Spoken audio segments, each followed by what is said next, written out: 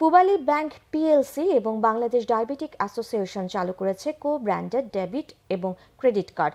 Card উন্মোচন করেন Bangladesh diabetic অ্যাসোসিয়েশনের সভাপতি জাতীয় অধ্যাপক ডাক্তার এ.কে আজাদ এবং পূবালী ব্যাংক পিএলসির উপব্যবস্থাপনা পরিচালক মোহাম্মদ আনিসুজ্জামান।